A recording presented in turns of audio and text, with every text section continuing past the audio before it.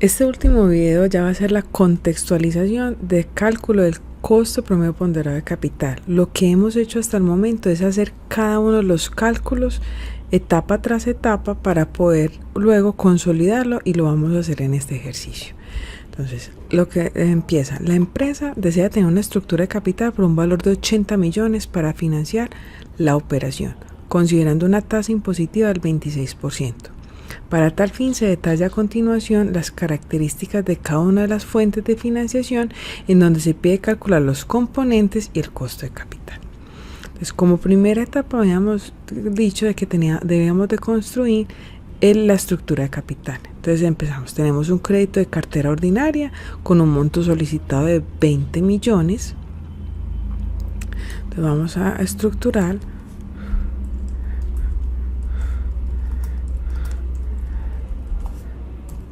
el formato. Entonces vamos a tener una cartera de 20 millones y el crédito del fondo de garantía son 32 millones. Por concepto de patrimonio tenemos unas utilidades retenidas por 8 millones y tenemos una emisión de acciones de 20 millones.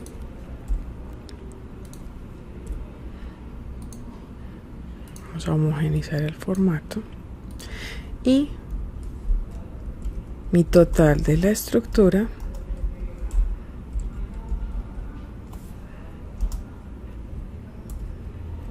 va a ser la sumatoria. Tengo efectivamente mis 80 millones. Entonces vamos a calcular las ponderaciones. 20 millones dividido el total. Recuerden que lo vamos a volver como una celda absoluta para poder arrastrar la información. Y recuerden garantizar que la sumatoria nos esté dando el 100%. Ya tenemos la primera etapa, consolidamos la estructura de capital y sus ponderaciones. ¿Qué es lo segundo que hemos dicho? Empezar a calcular cada uno de los componentes. Iniciemos por la deuda. Entonces vamos a empezar por el crédito de cartera. Tenemos un monto solicitado de 20 millones, un plazo, somos agentes internos. Debemos de volver a construir la tabla de amortizaciones. Entonces tenemos un plazo de 2 años, pero la cuota es uniforme y trimestral. Eso significa que nosotros tenemos, cada año tiene 4 trimestres, entonces son 8 trimestres. Y debemos también hacer la conversión de la tasa de interés. Está en nominal mensual, anual mensual vencido, y debemos de pasarlo a trimestral. Entonces lo primero que debemos de hacer es calcular el interés efectivo. Son 12 meses que tiene un año. Mi tasa efectiva anual es el 24,36. Posteriormente encontramos la trimestral, entonces vamos a hallar la tasa nominal, la tasa efectiva y son 4 trimestres por año, y lo dividimos de una vez por 4 para que me quede efectivamente el trimestre.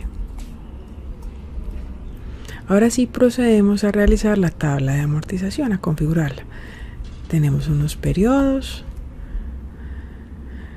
tenemos un saldo,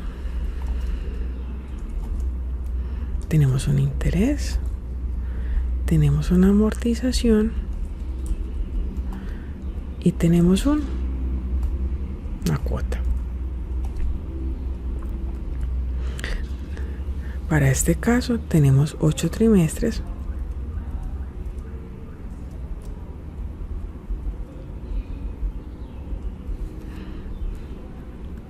Mi saldo va a ser de 20 millones. Recuerden que mi saldo es, o la constitución es saldo anterior menos la amortización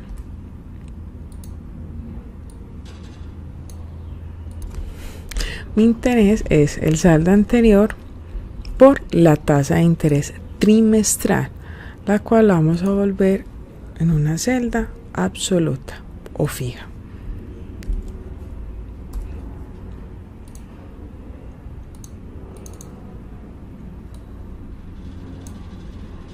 La amortización es cuota menos interés y como es una cuota uniforme, la función que vamos a tener es la función pago. Tengo una tasa, voy a poner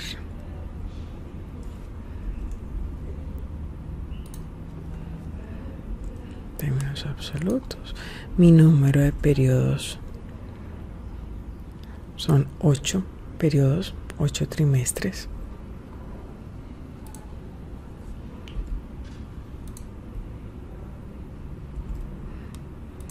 Y mi valor actual lo ingresamos con signo negativo y son los 20 millones.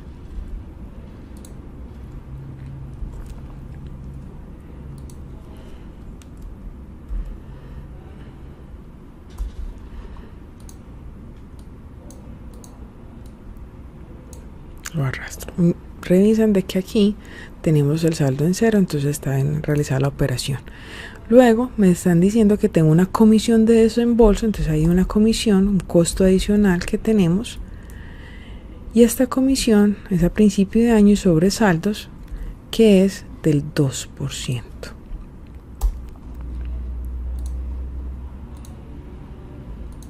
De 400.000. No tengo ninguna otra operación, entonces debo recalcular el flujo de caja. Entonces recuerden que lo vamos a hacer desde la posición de la empresa. La empresa efectivamente recibe 20 millones, pero le retiran la comisión de 400.000 y está pagando una cuota de 3.170.104. Calculamos el costo de la deuda. Hacemos una función de la TIR.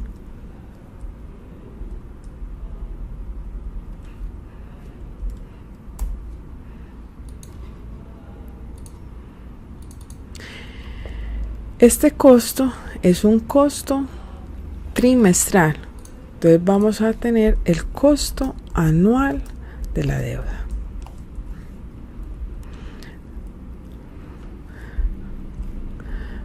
Int punto efectivo, tasa nominal es este por 4 y son 4 periodos de capitalización. Acabamos de hallar el primer componente del costo de la deuda, que es 26,8.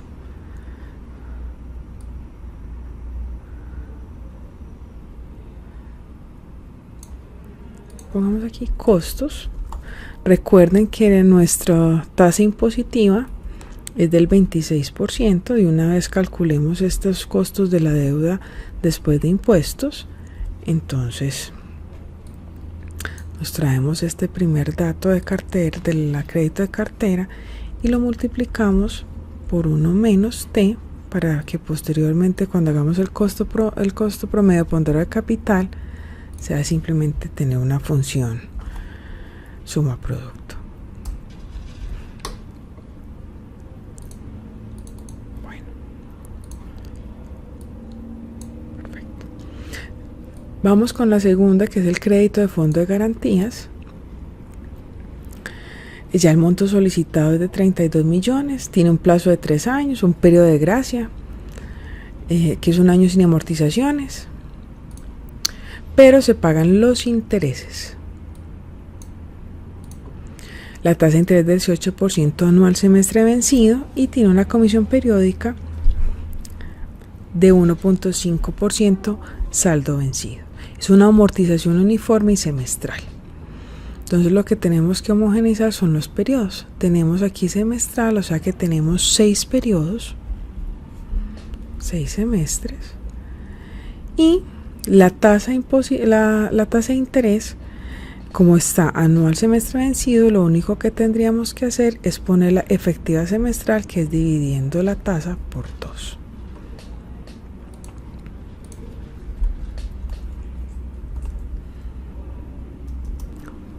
Procedemos a realizar la tabla de amortización de acuerdo a las especificaciones. Tenemos 6 periodos. El saldo es de 32 millones en el momento 0. Y aquí hay una particularidad porque me están diciendo que tiene un año sin amortizaciones, pero se pagan intereses. ¿Eso qué significa? De que yo causo los intereses. Esa sería la única cuota que se tendría en ese momento. ¿Sí?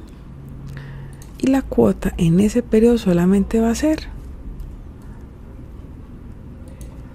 de 2.800.000, pero en el siguiente periodo, recuerden que el saldo es saldo anterior menos amortización. Calculo normalmente la tasa de interés. Recuerden que debemos de fijarlo para poder arrastrar la información.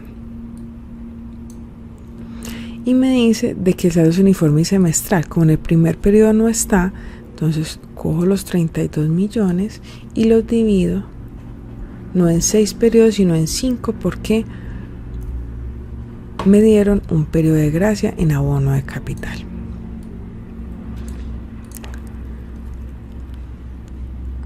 La cuota sigue siendo interés más amortización, pero mire el efecto que tiene el periodo de gracia. Me mejora la liquidez en el primer periodo, a pesar de que nosotros es más alto. La cuota es variable. Como tengo dos condiciones tengo una condición de una comisión periódica, entonces me dice que es 1.5 sobre saldo vencido. Entonces empieza en el periodo 1. Saldo vencido por el 1.5%.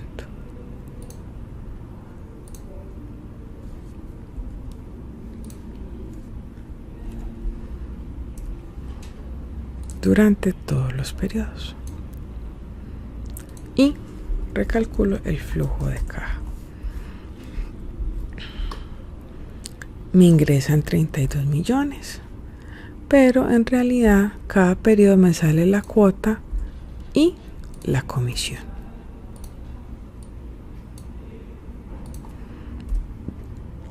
Recalculo mi costo de la deuda con una TIR.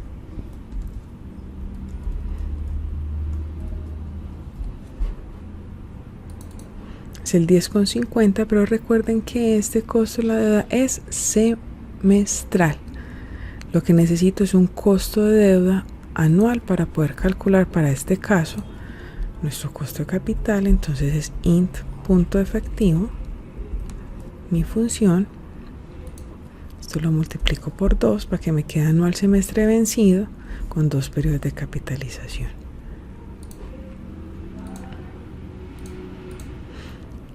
Este es el costo. Encontramos el costo de la segunda deuda, que es el 22,10. Procedemos a incorporarlo en la tabla que estamos construyendo y lo vamos a hacer después de impuestos.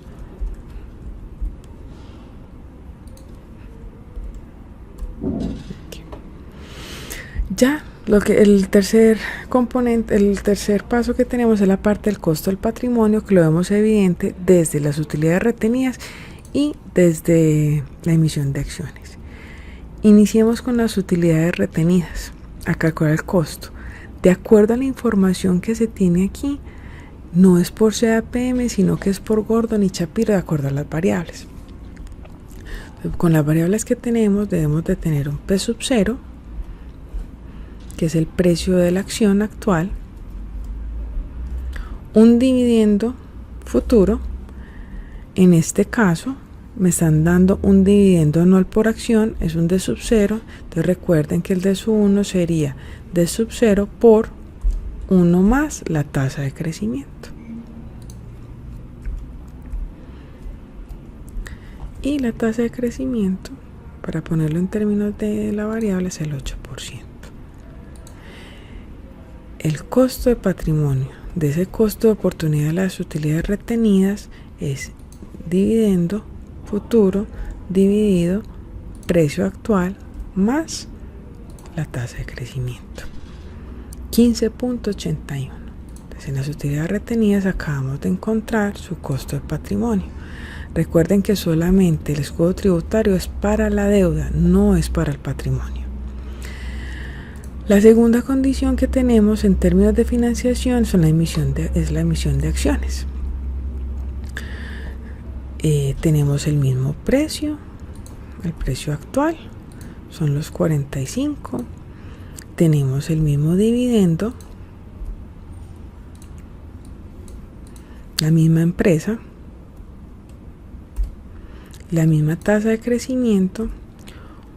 ¿Cuál es la variación de la determinación de las variables?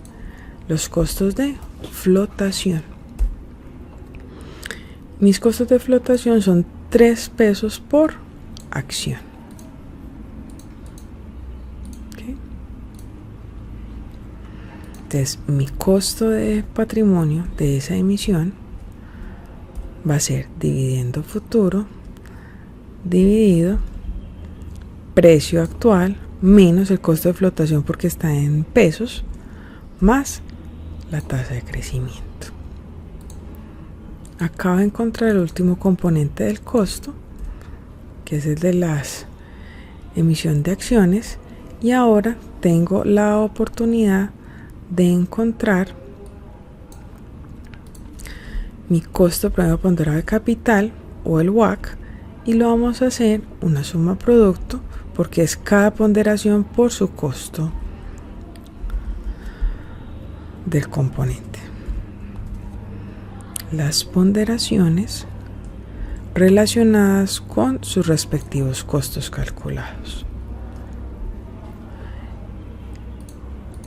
El costo de operar de esta empresa, el costo de capital de esta empresa es 17,17. No debe recibir ningún proyecto que le rente por debajo de este valor. Todo debe de ser por encima porque esto es un costo de operar. Si fuésemos un inversionista, el inversionista puede tomar la decisión de tomar el costo de capital o de tomar los costos de patrimonio, sobre todo en términos de las utilidades retenidas, si estamos hablando de un proyecto. Pero la empresa, cuando toma decisiones de inversión de proyectos, es costo de capital 17,17.